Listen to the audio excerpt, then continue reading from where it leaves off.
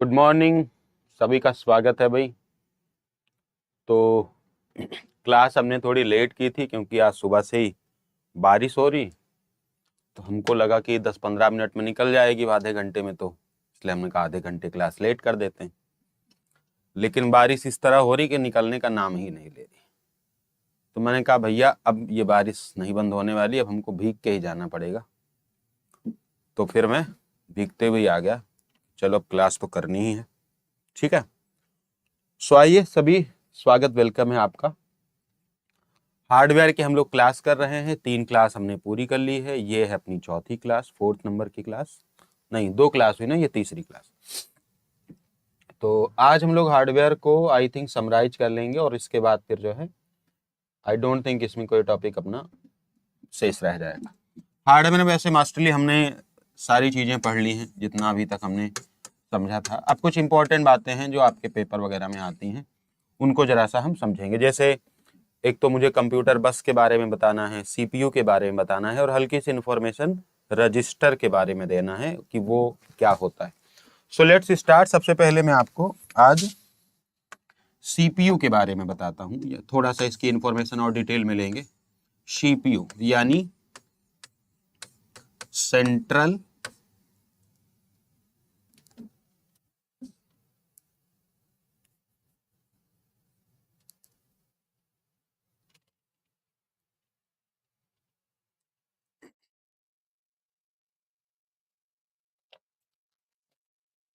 एक सेकंड रुकिएगा।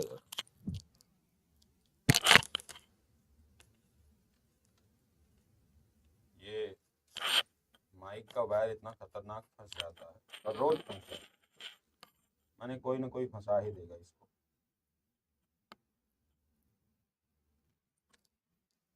जैसे आप लोगों की ईयरफोन के वायर फंसते होंगे ना,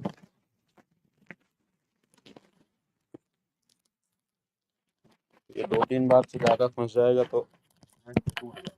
इसमें ये दिक्कत।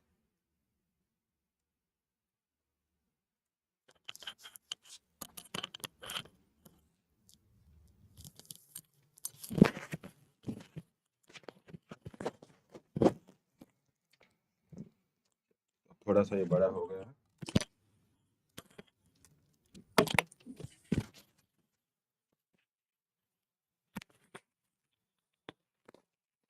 So let's start. Central processing unit इसका क्या होता है, पूरा नाम होता है सेंट्रल प्रोसेसिंग यूनिट।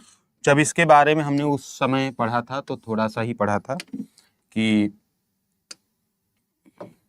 इसको हम लोग ब्रेन ऑफ कंप्यूटर बोले थे, है ना। ब्रेन ऑफ कंप्यूटर हमने बोला था कि यही सारे काम करता है। इसको हम बोल सकते हैं central nervous system of computer.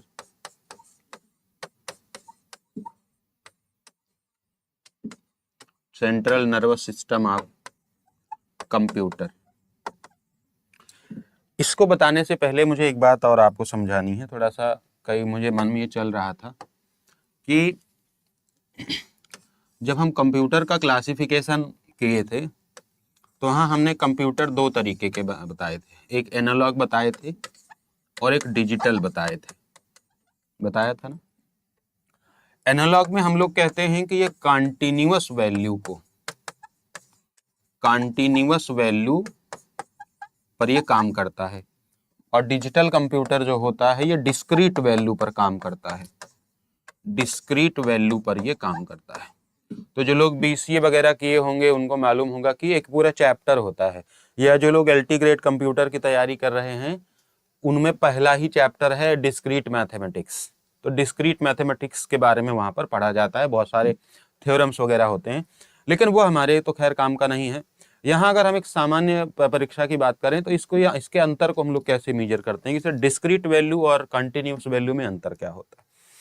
तो वैसे बेसिक डिफरेंस तो ये हो सकता है कि कंटिन्यूअस वैल्यू को हम लोग काउंट कर सकते हैं, ठीक है, काउंट कर सकते हैं, और डिस्क्रीट वैल्यू को हम लोग मेजर कर सकते हैं। क्या ये अंतर सही है?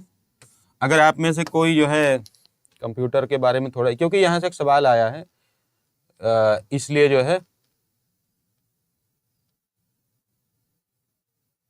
भाई आपसे निवेदन है कि हार्डवेयर की क्लास खत्म करने के बाद यदि आपको उचित लगे तो हमें एक्सेल वर्ड की क्लास ले लीजिए। ये निवेदन तो मैं आपका स्वीकार नहीं कर सकता महोदय, क्योंकि ये बिल्कुल इलॉजिकल ऑर्डर हो जाएगा।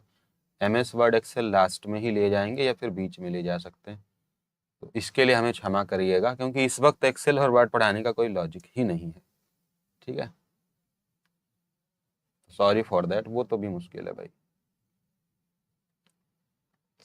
तो कितने लोग ऐसे हैं जो ये बता सकते हैं कि डिस्क्रीट वैल्यू में किसको मेजर कर सकते हैं और किसको जो है काउंट कर सकते हैं? हाउ मेनी ऑफ यू, कौन कितने लोग जानते हैं?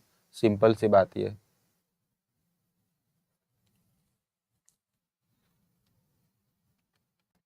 ये आई थिंक मैं एक सवाल ढूंढ रहा हूं अभी जो हाल ही में आया हुआ था, तो अगर वो मिल जाएगा तो मैं आपको बताता हूँ।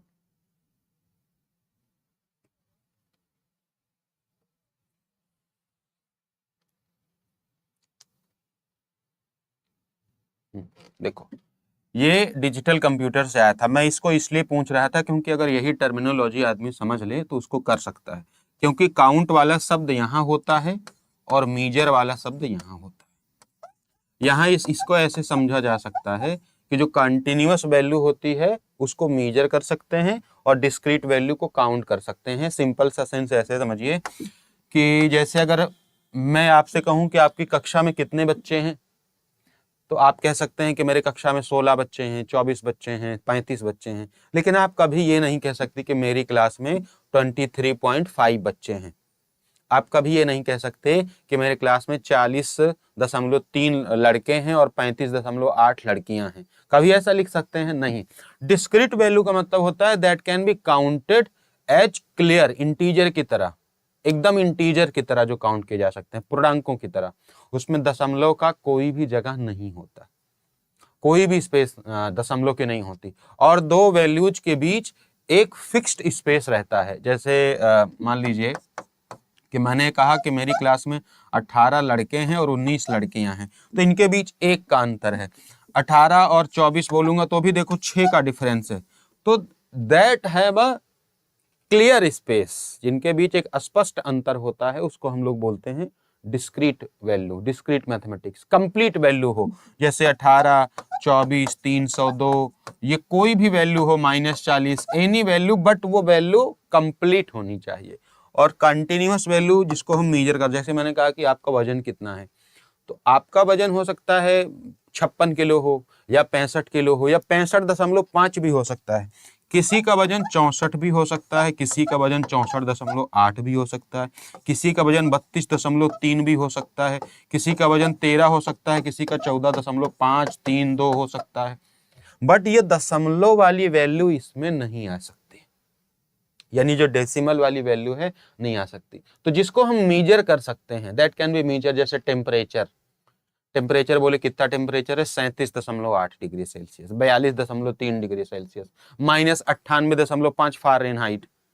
तो हम मीजर कर सकते हैं, माप सकते हैं, और इसको हम गिन सकते हैं, जिसको गिना जा सकता है। जैसे मैंने कहा कि आपने मान लीजिए कि आपके पास बकरियां हैं, तो कितनी बकरियां हैं? तो बोलेंगे सर 37 बकरियां हैं। ये नहीं कह सकते ना कि 37.5 बकरियां हैं। That can be clearly counted. मैंने कहा आपके पास कितने लैपटॉप हैं? बोले सर 3.5 लैपटॉप, 3.5 लैपटॉप। ये कोई संख्या है? नहीं, 3.5 हो ही नहीं सकते लैपटॉप, या तो 3 होंगे या तो 4 होंगे। यानी एक क्लियर स्पेस रहता है, पहली टर्मिनोलॉजी, और दशमलव वाली वैल्यूज नहीं आती। इसीलिए डिजिटल कंप्यूटर जो होते हैं वो काउंटिंग पर काम करते हैं, डिजिटल कंप्यूटर, और वो डिस्क्रीट मैथमेटिक्स, डिस्क्रीट वैल्यू पर काम करते हैं, और एनालॉग कंप्यूटर कंटिन्यूअस वैल्यू पर काम करते हैं। ये दोनों का डिफरेंस यहां से पहले जान लीजिए।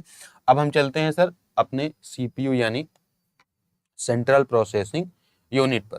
ठीक है, देखो हम लोग कहाँ चल रहे हैं भाई? अपने सेंट्रल प्रोसेसिंग यूनिट पर, जो कि आज हमने सबने पढ़ना है। ध्यान से सब लोग पढ़ेंगे।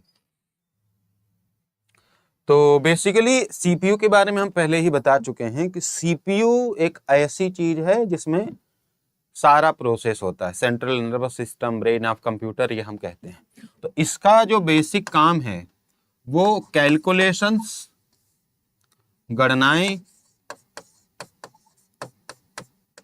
एवं तर्कों का संचालन करता है। गणनाएं एवं तर्कों का संचालन करता है, यानी कैलकुलेशन एंड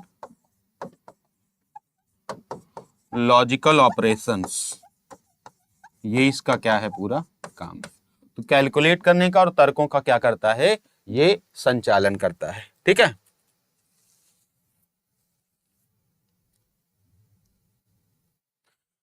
अगर हम सबसे पहले बात करें कि सीपीयू में इस तरह के प्रोसेसर का जो कॉन्सेप्ट है, प्रोग्राम, जैसे सीपीयू में हम लोग जोड़ते घटाते हैं, जैसे मैंने उस दिन बताया था कि हम इंसान उतना ही कर पाते हैं जितना हमें सिखाया जाता है। जैसे हमको जर्मन भाषा नहीं सिखाई गई तो हम नहीं बोल पाते। मुझे कभी कोई आश्चर्य नहीं होता कि सर एक आदमी फ्लाइट उड़ा लेता है और मैं नहीं उड़ा लेता हूँ। मुझे कभी इस चीज पर ये नहीं लगा कि ये आदमी बहुत स्टैंडर्ड आदमी है, विशेष आदमी है जो फ्लाइट उड़ाते हैं। मुझे कभी ये नहीं लगा, क्योंकि मुझे हमेशा से ये लगता है, मेरा व्यक्तिगत विचार है, इससे आप सहमत और असहमत दोनों हो सकते हैं।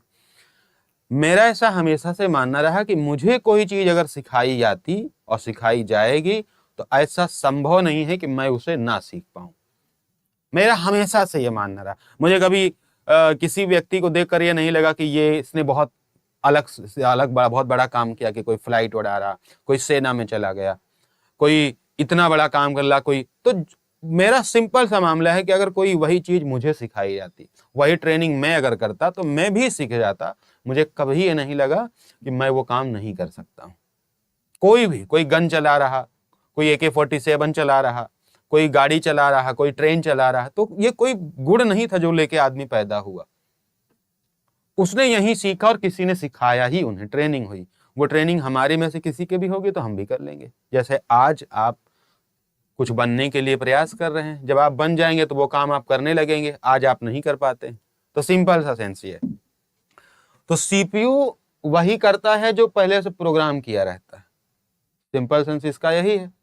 ये पहला विचार जो आया था, प्रोग्राम का पहला विचार जो आया था, प्रोग्राम का पहला विचार जो आया था वो आया था, आपको याद हो, जो इनिएक कंप्यूटर आया था उस समय, इनिएक, एडवैक और एटसेक, उसी के थे जॉन वैन न्यूमैन को, जॉन वैन न्यूमैन। तो पहला विचार इन्हीं को आया था। लेकिन जो पहला प्रोसेसर बना वो ये नहीं बना सके। अब आदमी की उम्र कितनी होती है, वो मरेगा भी तो, और दूसरा भी काम करेगा।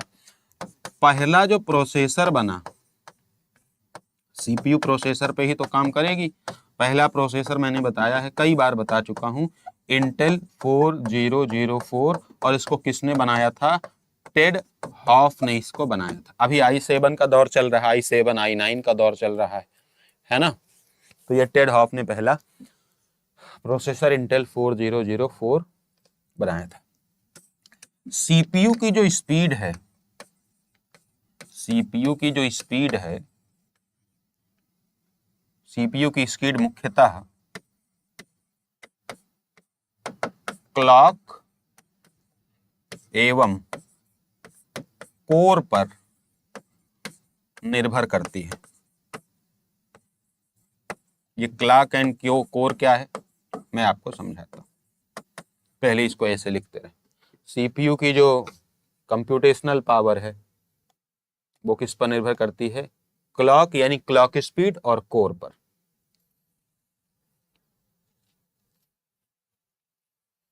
इसके अलावा 5 जेनरेशन मैंने बताई ही है कि कैसे पहली जेनरेशन में वैक्यूम ट्यूब का इस्तेमाल, सेकंड जेनरेशन में आपके ट्रांजिस्टर का इस्तेमाल, थर्ड जेनरेशन फिर आपके इंटीग्रेटेड सर्किट का इस्तेमाल, फोर्थ जेनरेशन में माइक्रो प्रोसेसर, और फिफ्थ जेनरेशन में multi core, AI, machine learning, ये सब आ गया। तो 5 जेनरेशन की कहानी वो प्रोसेसर की भी कहानी है एक तरीके से, कि कैसे प्रोसेसर डेवलप होता गया। प्रोसेसर छोटा होता गया, कंप्यूटर छोटा होता गया। प्रोसेसर जब बहुत बड़ा था तो कंप्यूटर बहुत बड़ा था। तो बेसिक सेंस ये है सीपीयू का। ठीक है भाई।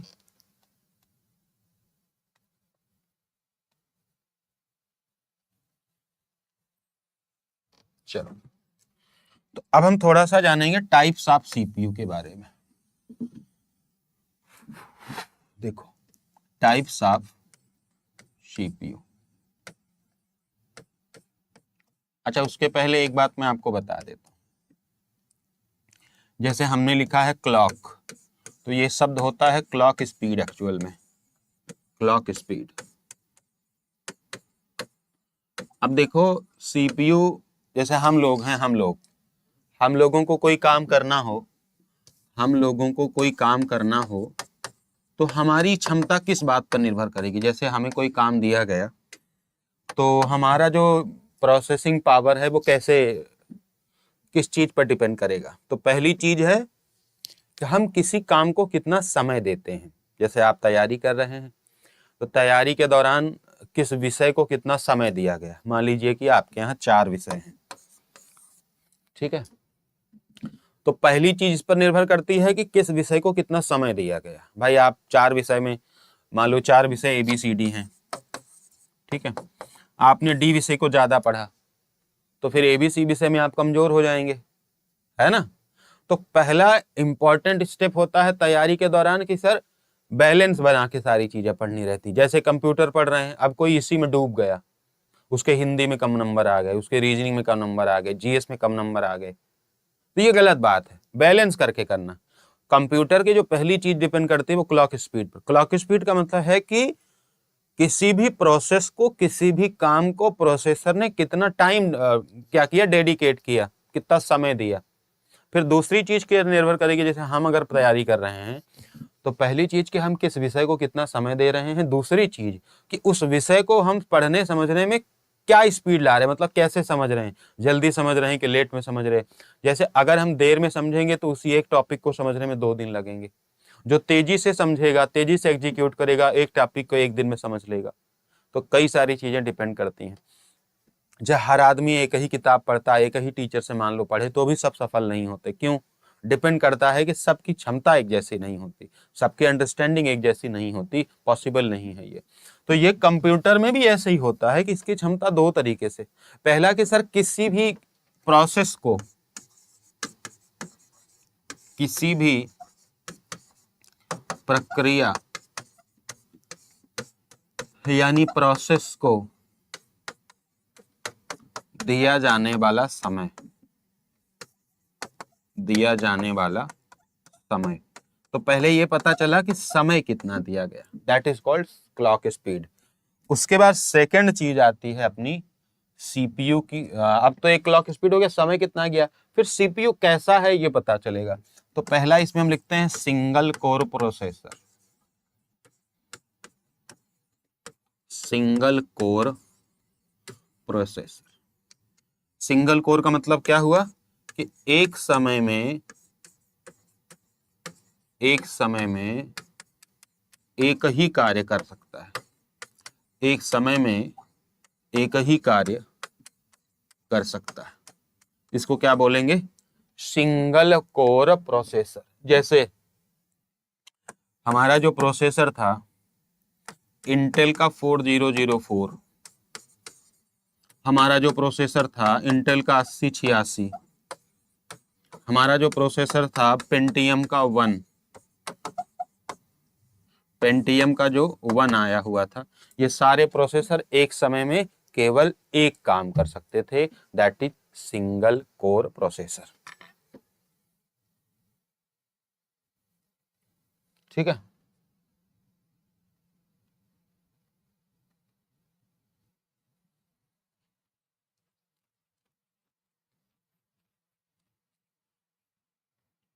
लिखते रहिएगा भाई इसको।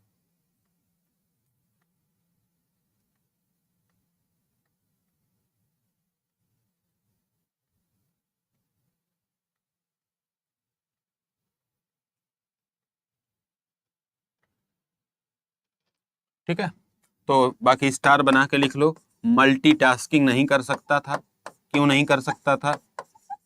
Multitasking not available. क्यों? क्योंकि एक समय में एक ही काम कर सकता है तो मल्टी प्रोसेसिंग कैसे करेगा। दूसरा, इसका यूज कहाँ होता था? पुराने व एम्बेडेड कंप्यूटर्स में प्रयोग। इसका इस्तेमाल कहाँ होता था? पुराने व एम्बेडेड कंप्यूटर में इसका उपयोग होता था। So that was single core processor. बस इसके बारे में इतना जानते रहना, एग्जाम्पल वगैरह जानते रहना। काम क्या करता है, एक समय में बस एक काम करता है बस।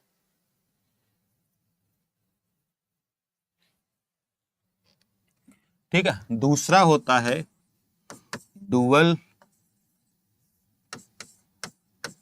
डुअल कोर प्रोसेसर, यानी इसमें दो कोर होते हैं।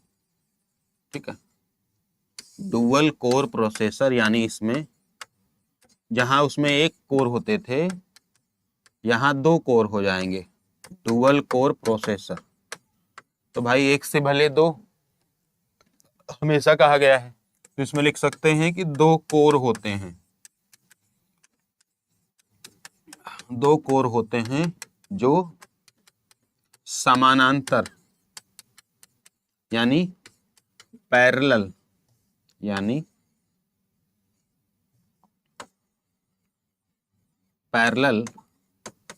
कार्य करते हैं,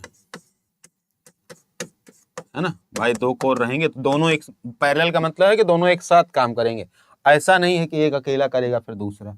इसमें क्या हुआ, बेहतर मल्टीटास्किंग। मल्टी मतलब दो काम तो हो ही सकते हैं, दो आदमी हैं भाई, दोनों एक साथ। पैरेलल का मतलब होता है कि साथ साथ काम करते हैं, एक साथ। जैसे दो आदमी काम पे लगाओ तो दोनों काम कर रहे हैं, ये नहीं कि एक आदमी बैठा फिर दूसरा करेगा, फिर दूसरा बैठेगा पहला करेगा, ऐसा नहीं। दोनों करेंगे तो दोनों काम अपना एग्जीक्यूट करेंगे। बेहतर मल्टीटास्किंग हुआ कार्यक्षमता, यानी कार्यक्षमता क्या हुई, इसकी बढ़ गई। ठीक है, लिखते चलिएगा। इसके एग्जाम्पल की अगर हम बात करें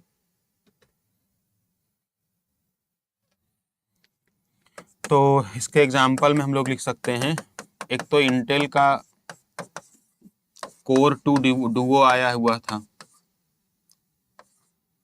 ठीक है, और आई थिंक यही वाला सवाल पूछा था कि इंटेल नहीं पूछा था, कोर 2 डुओ का मतलब क्या होता है, तो ये समझ जाएंगे सब आदमी।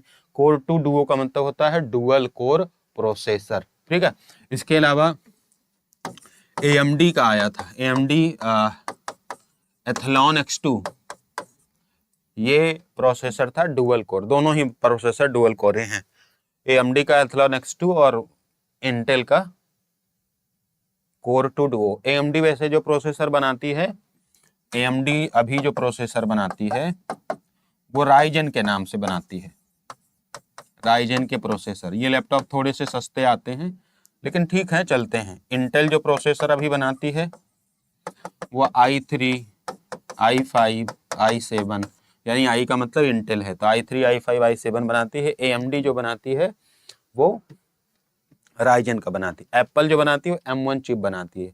ठीक है, अभी एप्पल का मैकबुक लेंगे तो वो भी M1 पर ही काम करता है। So that is the dual core processor.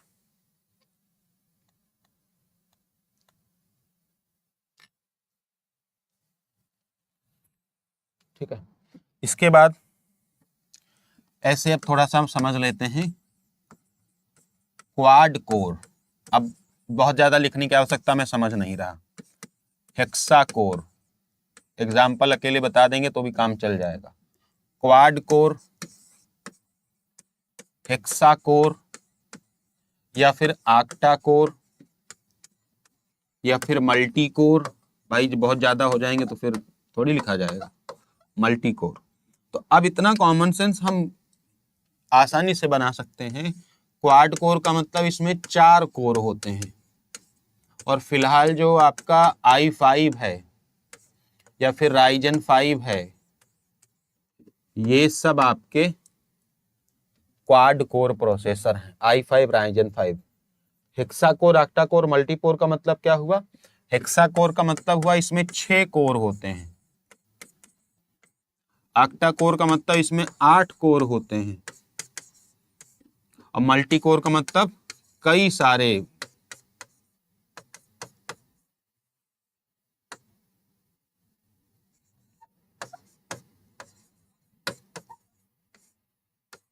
अधिक कोर।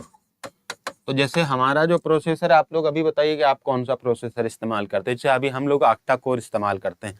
अब अधिक कोर का मतलब सर इसमें 16 भी हो सकता है, 32 भी हो सकता है, और 64 भी हो सकता है, जो कि बहुत तगड़े तगड़े प्रोसेसर आएंगे। अगर हम लोग 6 कोर यानी हेक्सा कोर और ऑक्टा कोर को एग्जांपल देखें, तो जो अपना इंटेल का i7 है, i7 और i9, ये आपके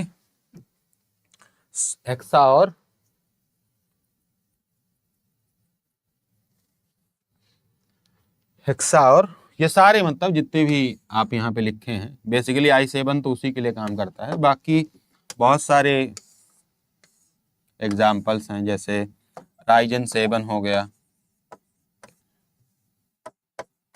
राइजन 9 हो गया, ठीक है, राइजन 7 9, और इसके एक दो और एग्जाम्पल मान लो पेपर में कभी कभी आते हैं। तो कोर का मतलब समझ गए, जितना ज्यादा कोर उतना ज्यादा उसका काम होगा। और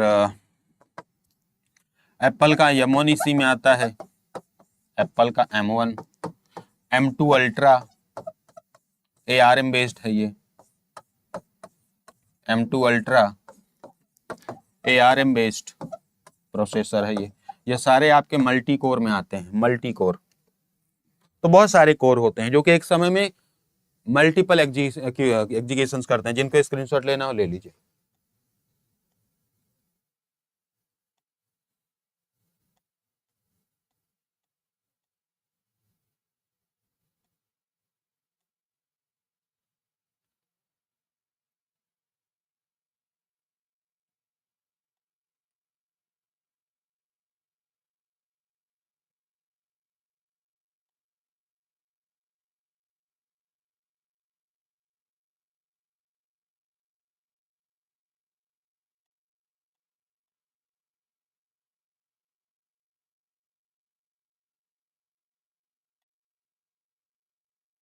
सर आपसे निवेदन है कि एक चैप्टर कंप्लीट करने के बाद एक क्लास क्वेश्चन प्रैक्टिस भी कराएं।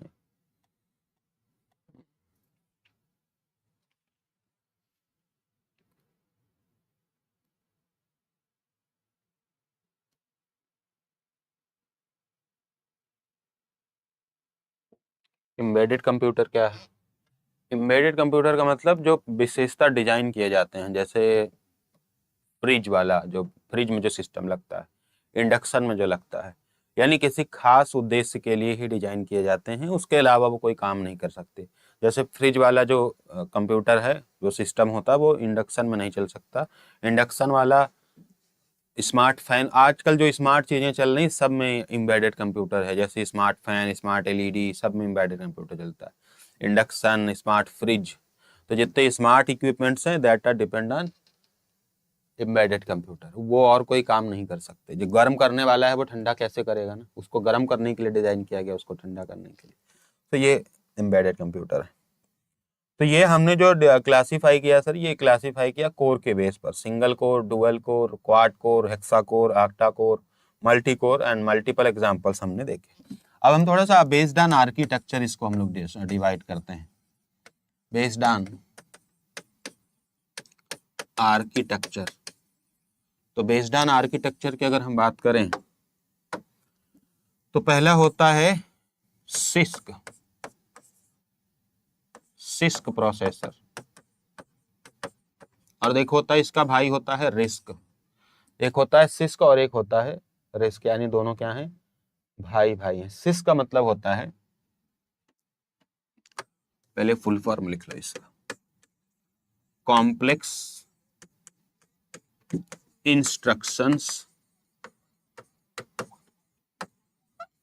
Set computing, complex instruction set computing, ये इसका होता है पूरा नाम। अब जैसे यहाँ पे शब्द से ही पढ़ोगे, अभी जो रिस्क आएगा ना, RISC, वहां R का मतलब होता है रिड्यूस्ड, बस बाकी सब सेम रहता है।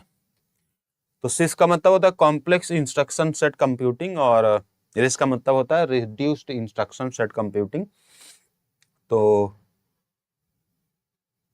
दोनों का बेसिक डिफरेंस ये है कि ये कॉम्प्लेक्स इंस्ट्रक्शन यानी जटिल निर्देशों को निष्पादित करती है ना। अब शब्द से ही समझ जाओगे कि यह अधिक जटिल निर्देशों को, शब्द बता रहा कॉम्प्लेक्स, कॉम्प्लेक्स मतलब जटिल, इंस्ट्रक्शन मतलब निर्देश, अधिक जटिल निर्देशों को निष्पादित करती है, निष्पादित करती है। और आर रिस्क का अभी बताऊंगा कि रिस्क क्या मतलब होता है। दूसरा इसमें लिख सकते हैं कि प्रत्येक निर्देश कई कार्य कर सकता है, प्रत्येक निर्देश कई कार्य कर सकता है। ठीक है, प्रत्येक निर्देश कई कार्य कर सकता है। दूसरा इसमें लिख सकते हैं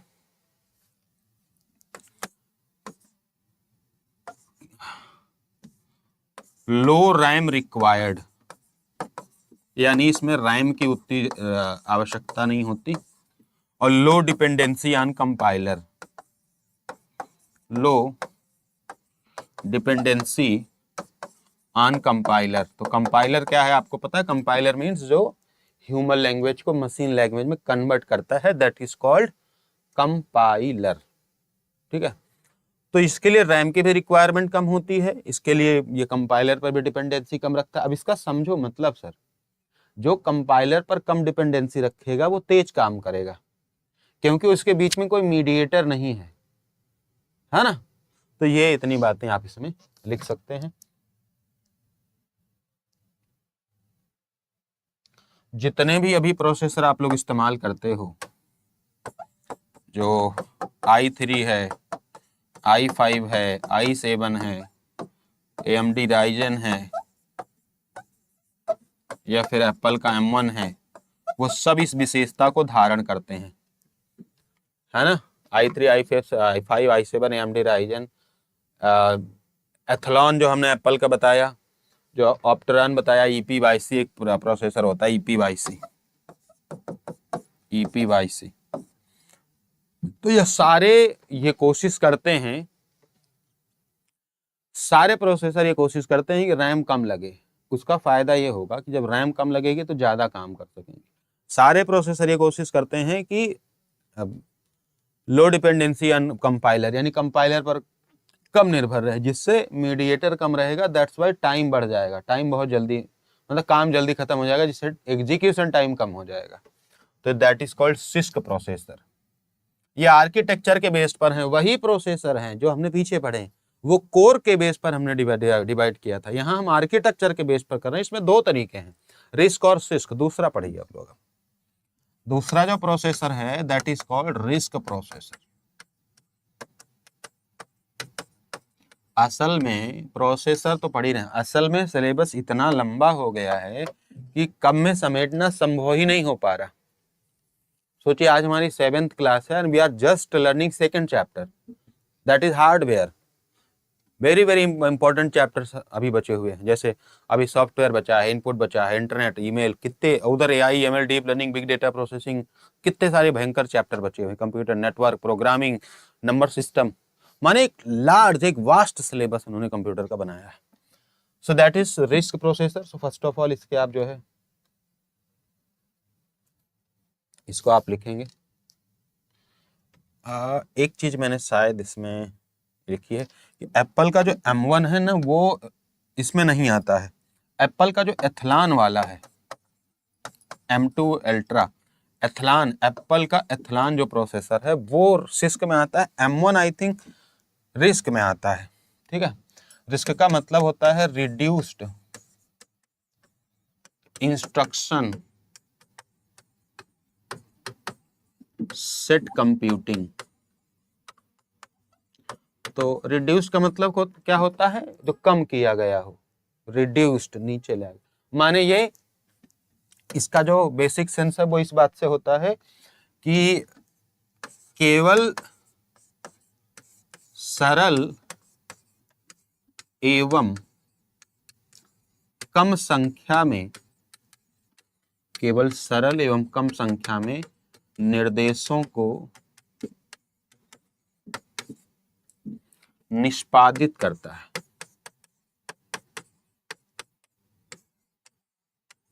और इसी कारण से इसको रैम की ज्यादा जरूरत पड़ती है। ठीक है, दैट्स वाई, क्योंकि सरल एवं कम संख्या में निर्देशों को निष्पादित करता है, इसलिए इसकी गति होती है उच्च उच्च गति, कम ऊर्जा खपत और अधिक रैम की आवश्यकता।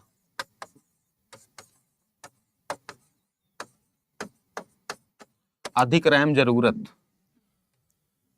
तो इतनी विशेषता आप इसकी लिख सकते हैं।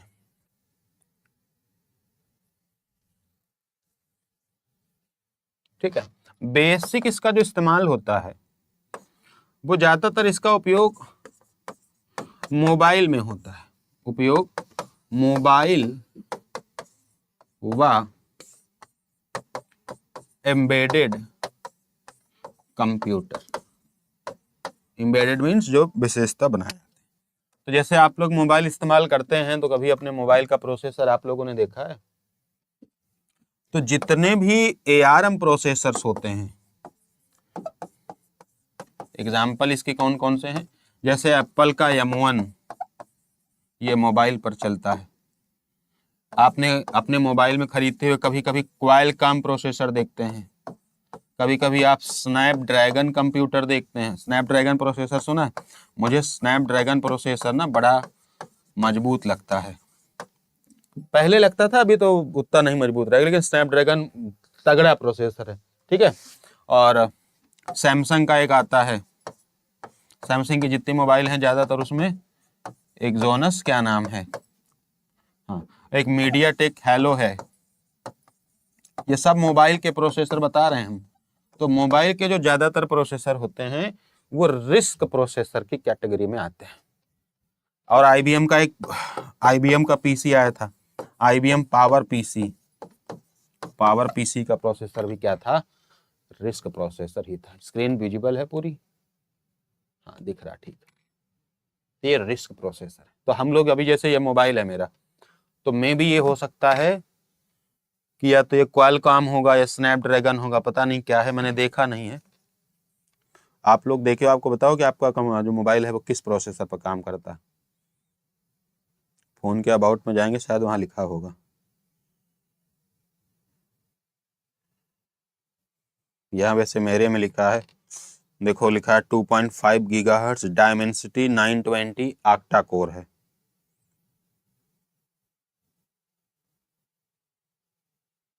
तो फोन मेरा ऑक्टा कोर पे चल रहा है। अभी के जितने फोन आते हैं सब ऑक्टा कोर पे हैं लगभग।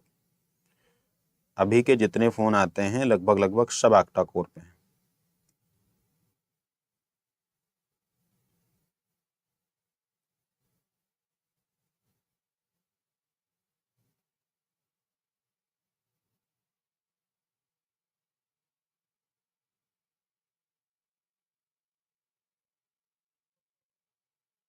ठीक है। सो दैट इज, अब हमने CPU को प्रोसेसर के बेस पर डिवाइड कर लिया, आर्किटेक्चर के बेस पर डिवाइड कर लिया। किसी को दिक्कत है?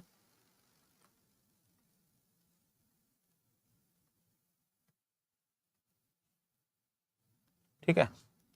बाकी प्रोसेसिंग टेक्निक पर जो है दो तरीके से डिवाइड होता है। प्रोसेसिंग टेक्निक पर आप लोग जानते होंगे, मैं थोड़ा सा बता दे रहा हूँ।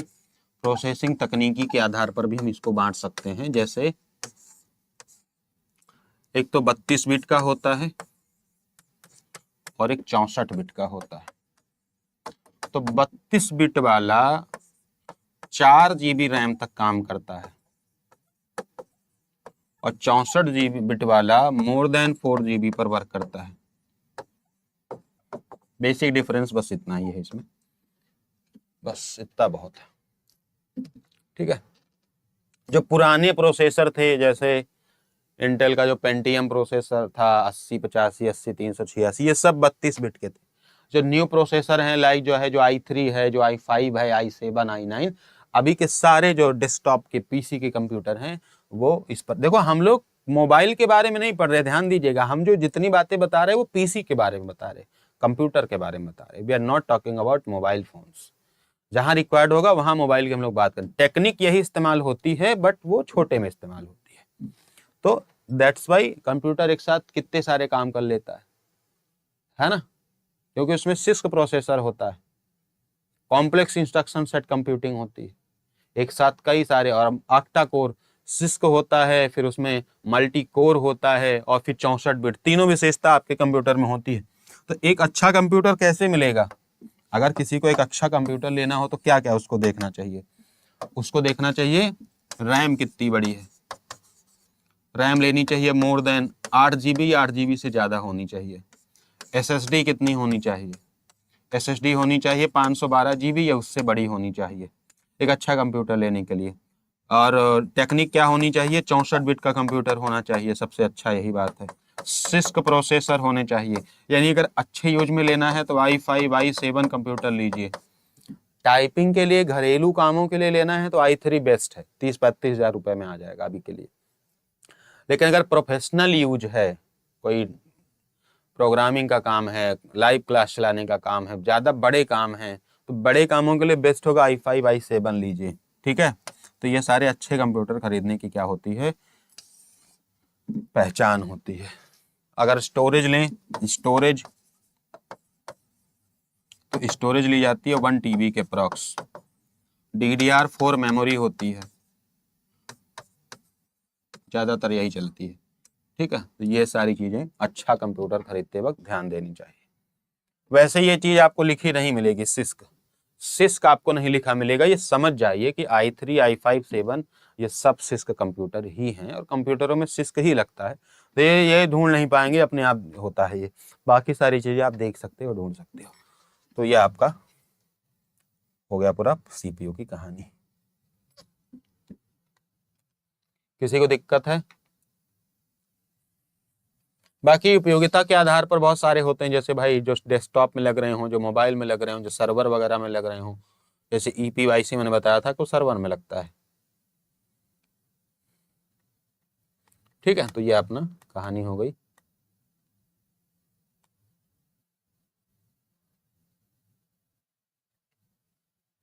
क्या CPU की सारी बात आपको समझ में आई? तो फिर मैं एक और आपका टॉपिक मुझे पढ़ाना है, कंप्यूटर बस, उस पर मैं चलूं भाई।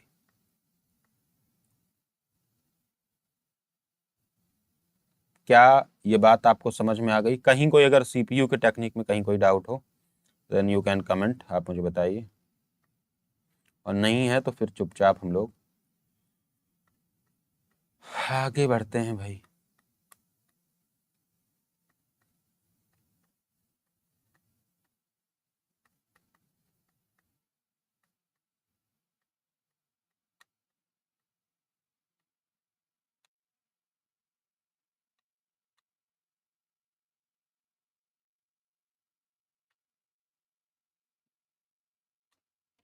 अब हम लोग एक छोटा सा टॉपिक पढ़ेंगे जो कि है कंप्यूटर बस।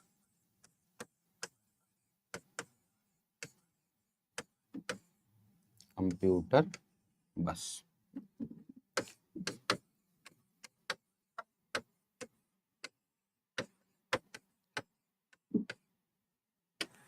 बस के बारे में पहले ही बता चुका हूं कि जैसे जो CPU के अंदर तार वगैरह होते हैं, आई थिंक मैंने एक इमेज आपके लिए ली थी, उस इमेज को भी देख के आप समझ सकते हो। मैंने पहले भी इसको समझाया हुआ है, फिलहाल अगर इमेज दिखेगी तो हम ले लेंगे।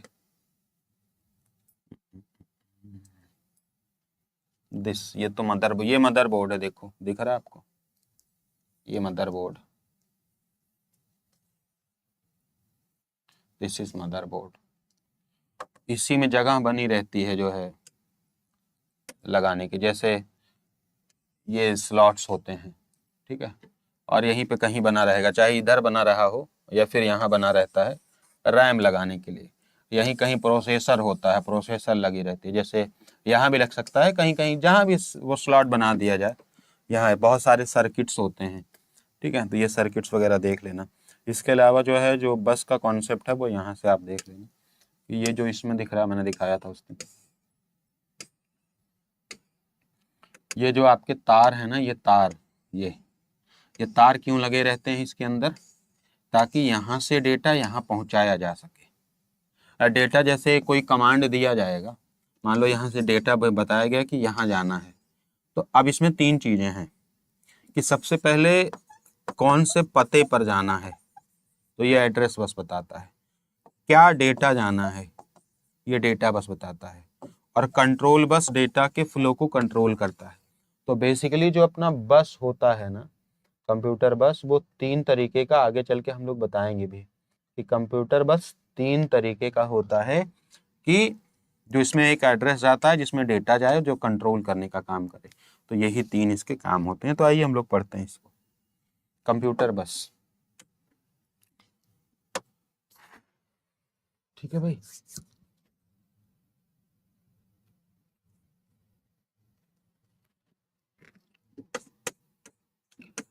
एक ऐसा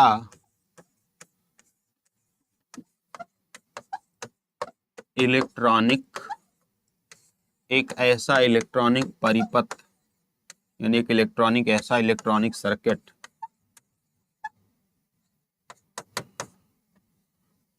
एक ऐसा इलेक्ट्रॉनिक परिपथ यानी इलेक्ट्रॉनिक सर्किट जिसके माध्यम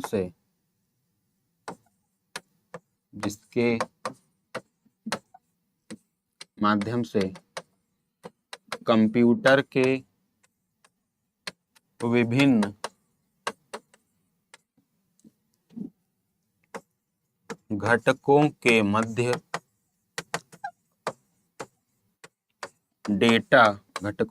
डेटा व सूचनाओं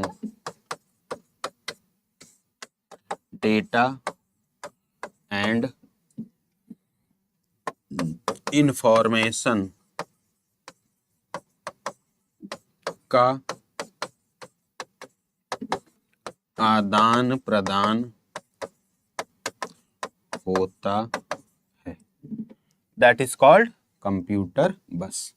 अब ये तीन तरीके की होती है। इसके अगर हम टाइप्स की बात करें, आप लोग लिख लीजिए।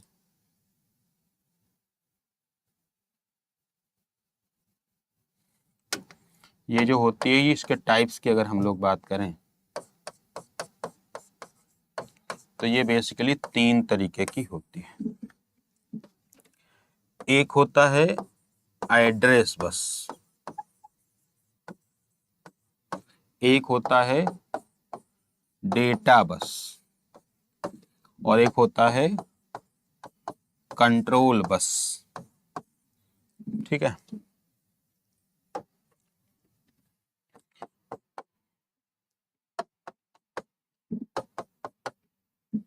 एड्रेस बस, डेटा बस और कंट्रोल बस।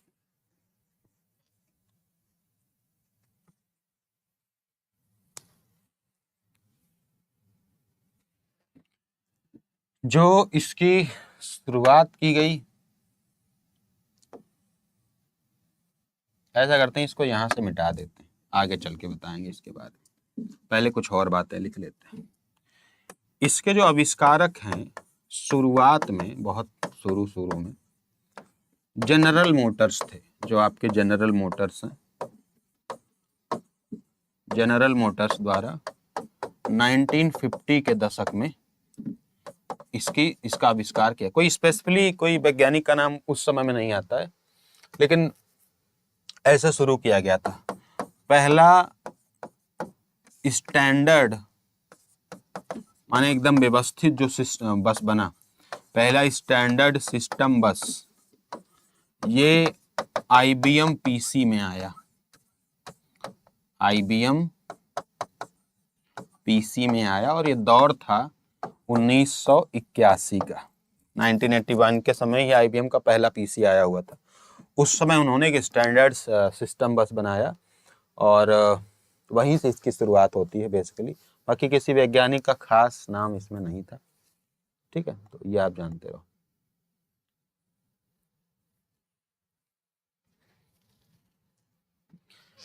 अब इसके बाद हम लोग इसके टाइप्स के बारे में बात कर सकते हैं। सर इसके कितने टाइप्स होते हैं? तो टाइप्स में हमने बताया कि सर टाइप तो होते हैं इसके तीन। कौन कौन से? पहला होता है एड्रेस बस। इसका काम क्या है? अगर एक शब्द में कोई लिखना चाहे तो क्या लिख सकता है कि कौन सा डेटा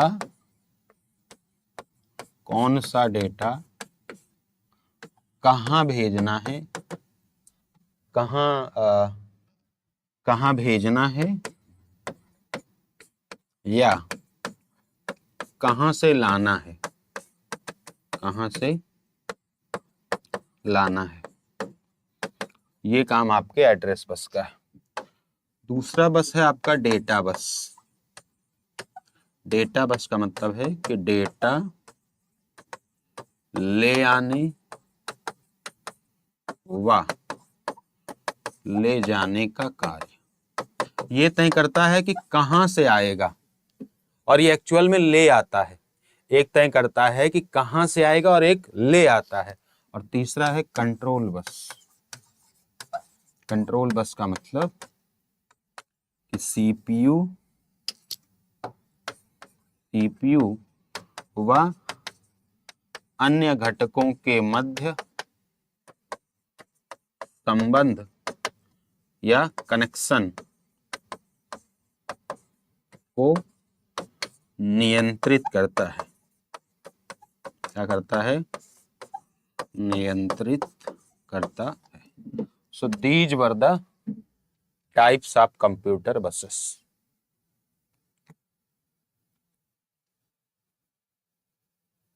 और जितने भी निर्देश होते हैं, जैसे रीड करने का, राइट करने का, ये निर्देश इसी कंट्रोल बस के द्वारा जारी होते हैं। लिख लीजिए, ठीक है। फटाफट चाहे लिख रहे हैं, स्क्रीनशॉट ले रहे हैं, जो भी है। तो ये पहला हमारा क्लासिफिकेशन था, टाइप्स बेस्ड ऑन फंक्शनैलिटी, इसको बोल सकते हैं, कार्य के आधार पर। बेस्ड ऑन फंक्शनैलिटी, कार्य के आधार पर हम बांटेंगे। तो ऐसे 3 काम है इसको, कार्य के आधार पर बांटेंगे तो इसके 3 काम। लिख लीजिए भाई।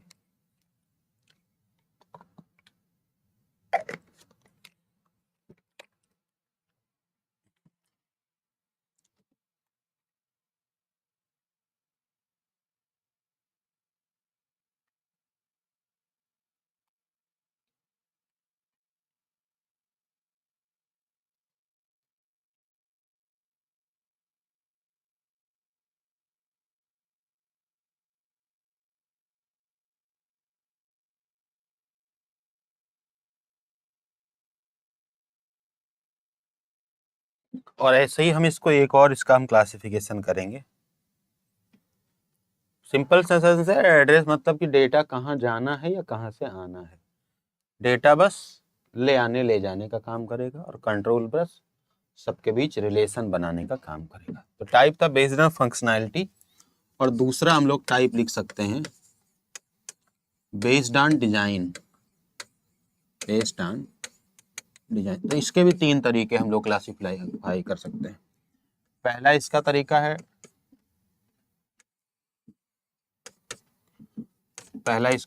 है, सिस्टम बस।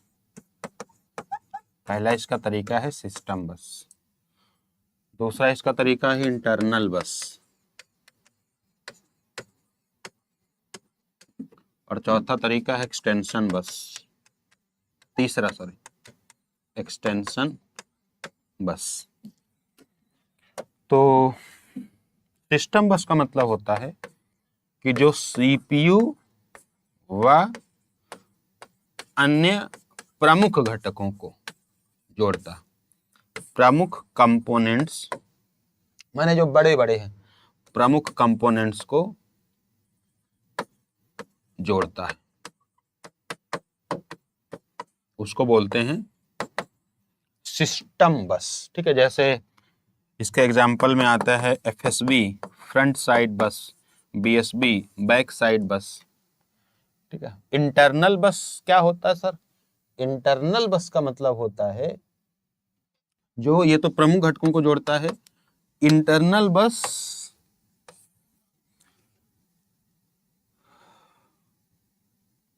छोटे छोटे घटकों को, कंप्यूटर के सीपीयू के छोटे छोटे कंपोनेंट्स को इंटरनल, यानी इंटरनल कंपोनेंट ऐसे लिख सकते हैं। आप क्या कर रहे हैं, छोटे छोटे इंटरनल कंपोनेंट ही लिखिए, इंटरनल कंपोनेंट्स को जोड़ता है। इसी जगह जैसे एक्सटेंशन बस की बात आ जाएगी, तो एक्सटेंशन बस का मतलब कि सीपीयू के अलावा अन्य उपकरणों को या अन्य घटकों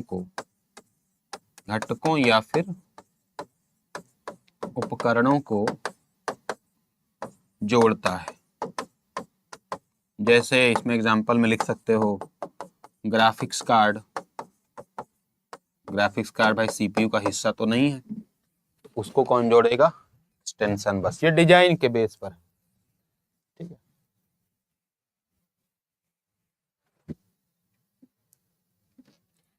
इसमें एग्जांपल होता है I2C इंटर इंटीग्रेटेड सर्किट और SPI सीरियल पेरिफेरल। I2C का वैसे अगर फुल फॉर्म कभी लिखना चाहो तो लिख लिया, फिर इसका सीरियल पेरिफेरल इंटरफेस, ठीक है। तो ये इनके उदाहरण है,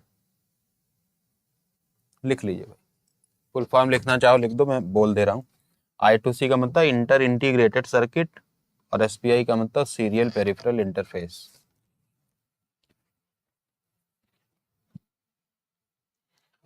तो जितनी बड़ी बड़ी चीजें हैं जो सीपीयू के बाहर हैं, जैसे USB, graphic card, network adapter,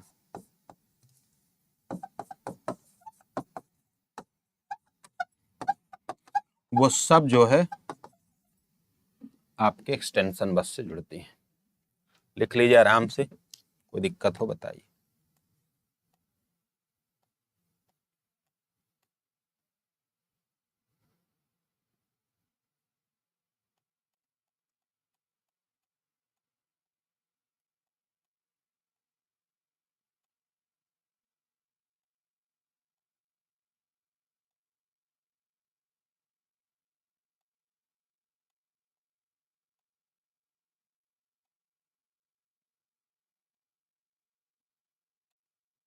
तो that was the our class.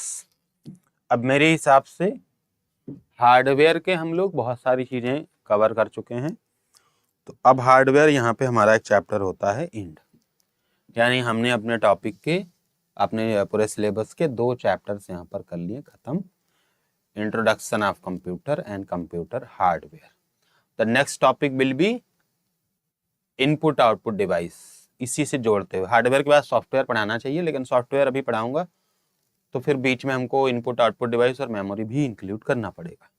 तो next 2 chapters are input output device and memory, then after software and operating system, ठीक है। तो बाकी हमने इसके लिखने की व्यवस्था कर दी है। आज से आपको जो भी चैप्टर्स मैं पढ़ा रहा हूँ, इनका जो PPT है वो गूगल ड्राइव पर हम लोग पहले भी अपलोड कराते रहे, पिछले बैचेज में भी, इस बार भी सेम एज जैसे उसमें पढ़ाया गया। अब जैसे कोई क्लास पढ़ा रहा हूँ और बीच में लाइट चली गई, स्मार्ट बोर्ड बंद हो गया, तो उसकी हम PDF नहीं बना सकते क्योंकि वो रिकवर नहीं होता। जैसे हार्डवेयर की पहली क्लास जब हमने ली थी, मुझे याद है उस दिन लाइट चली गई थी, तो लाइट चली जाने के बाद बोर्ड बंद हो गया था, तो उसका हम PDF नहीं बना पाए। कल की क्लास का भी PDF, आज का भी क्लास का PDF गूगल ड्राइव पर आपको जो लिंक दी गई होगी या दी जाएगी, उसमें आपका जो PPT है वो अपलोड रहेगा। उसको आप रिवाइज कर सकते हो और उसको आप जो है लिख सकते हो। आप उसको डाउनलोड नहीं कर सकते हैं, ठीक है, ये सुविधा नहीं रहेगी। बाकी सारी चीज़ें आप कर लोगे, निश्चिंत रहिए, ठीक है। So thank you so much. मिलता हूँ मैं आपसे अगली क्लास में।